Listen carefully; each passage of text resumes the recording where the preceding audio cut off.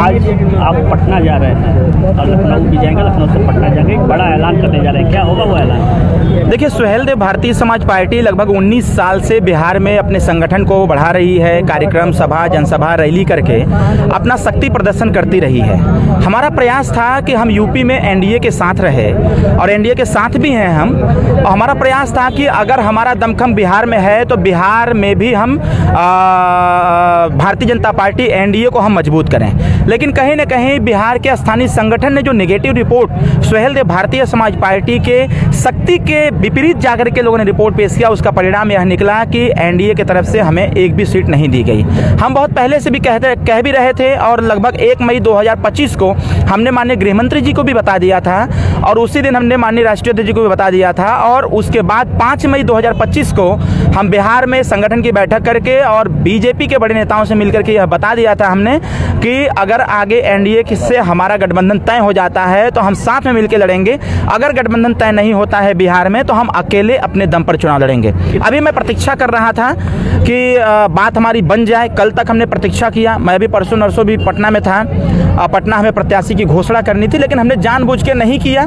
बस मैंने आवश्यक बताया कि मैं इतने प्रत्याशियों का लिस्ट जारी करूंगा, लेकिन मैं पहले अपने तरफ से कोई गलती मैं नहीं चाहता था। इसीलिए हमने एनडीए के शीर्ष नेतृत्व का इंतजार किया। जब रिस्पांस नहीं मिला तो हमने यह तय किया कि सुहेल देव भारतीय समाज पार्टी 153 सीटों पर चुनाव लड़ेगी।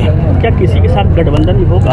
आपने देखिए, कल से ही प्रयासरत लोग हैं कि जब उनको यह पता चला कि सुभाषपा मजबूत पार्टी बिहार में है और एनडीए के साथ नहीं गए, तो हमको आरजेडी के लोगों ने भी संपर्क किया था। उन्होंने कहा कि आप 5 सीट ले लीजिए, हमारे साथ मिलकर के चुनाव लड़िए, लेकिन हमने उनके प्रस्ताव को ठुकरा दिया। हमने कहा आरजेडी से बात नहीं करनी है। बाकी अभी हेमंत सोरेन जी भी कल रात को हमारी उनसे वार्तालाप हुई, माननीय मुख्यमंत्री झारखंड, उनसे भी बातचीत मेरी हुई। फिर वहाँ और कई पार्टियां हैं, तेजस्वी जी से भी मेरी, तेज प्रताप जी से भी बात हुई है और संभवतः शाम तक सारी चीज़ें अपडेट हम ले लेंगे और शाम तक हम पटना भी चले जाएंगे। कल हम बड़ा प्रेस कॉन्फ्रेंस करके और सुहेल देव भारतीय समाज पार्टी के प्रत्याशियों की कल घोषणा भी हम करेंगे। क्या जो यूपी में जो रिश्ते हैं आप भी वो क्या कायम रहेंगे आने वाले समय में? देखिए, ताली एक हाथ से दरार तो पड़ ताली एक हाथ से नहीं बजती है, ताली दोनों हाथ से जब मिलती है तभी बचती है। और जब एनडीए इस चीज़ को स्वीकारता प्रदान कर लिया है कि हमारा गठबंधन सिर्फ उत्तर प्रदेश के लिए होगा, तो जब इन्होंने यह तय ही कर दिया है तो फिर बिहार को लेकर के कभी इस प्रकार की टिप्पणी न हो और न ही अब चिंता करने की आवश्यकता है कि क्या दरार पड़ा, कि विवाद हो गया। सुहेल देव भारतीय समाज पार्टी किसी एक स्टेट की पार्टी नहीं है, उसको हम लोग कई स्टेट में चलाते हैं, संगठन बनाते हैं, रैली करते हैं, सभा करते हैं। तो गठबंधन हो या न हो, सुहेल देव भारतीय समाज पार्टी चुनाव लड़ेगी।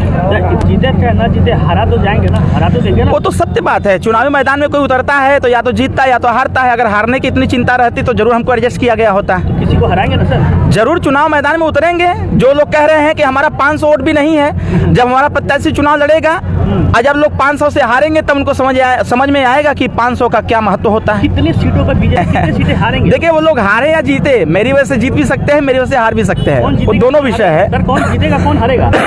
एनडीए भी जीत सकती है, एनडीए गठबंधन भी जीत सकती है, इंडिया गठबंधन भी जीत सकती है। तो मैं वहाँ किसी को हराने नहीं जा रहा हूँ, मैं अपना वोट इकट्ठा करने जा रहा हूँ। जिस वोट को लोग पैसे के दम पर या गुमराह करके लोग खरीद लेते थे या डिवाइड कर देते थे, ऐसे लोगों को हम लोग एकत्रित करने जा रहे हैं। तो कौन है वो रोक रहा है सर आपको बीजेपी में, एनडीए में शामिल हो? स्थानीय संगठन, बिहार का जो स्थानीय संगठन है वो नहीं चाहता है कि सुभाषपा की एंट्री बिहार में हो। तीन स्थानीय नेतृत्व के आगे केंद्र नेतृत्व क्यों मजबूर हो गया? उनके सर्वे भी होते हैं, सर्वे में हो सकता है, जैसे जातिगत जनगणना नीतीश जी और तेजस्वी जी मिलकर के करने का काम किए थे, जिसमें हमारी संख्या को शून्य बता दिया था। जबकि अगर मेरे पास डेटा पूरा है, एक सीट पर 30-30 हजार 40 हजार पोलिंग मतदाता है, उस वोट की कोई गिनती नहीं है, तो कोई बात नहीं है। जब वो वोट नहीं है तो उस पर उनका ध्यान नहीं है, हमारा ध्यान है उस पर। हम चुनाव लड़ेंगे, जब वोट हम अर्जित करेंगे तो बाद में सबको पता चलेगा। फर्जी मत लोग चाहते हैं कि सामाजिक न्याय समिति की रिपोर्ट लागू हो, रोहिणी आयोग की रिपोर्ट लागू हो और लागू होने से पहले जातिगत जनगणना हो जाए, जिससे कि जिसकी जितनी संख्या बारी उसकी उतनी भागीदारी निर्धारित हो, ताकि आने वाले बिहार में तो हुआ है जनगणना, सही से नहीं हुआ है। इसलिए तो हम लोगों ने कहा है कि रोहिणी आयोग की रिपोर्ट लागू किया जाए, जातिगत जनगणना हो। आप गठबंधन अभी तो नीतीश जी से मैं खुद बातचीत किया हूँ, बातचीत करके उन्होंने कहा कि नहीं, आपकी स्थिति बहुत मजबूत है, हम लोग प्रयास करेंगे कि आप हमारे साथ रहें। प्रयास उन लोगों ने किया, प्रयास में असफलता मिली तो उसमें हम क्या कर सकते हैं? नीतीश कुमार से बात हुई है और क्या फोटो दिखाएं का? नहीं।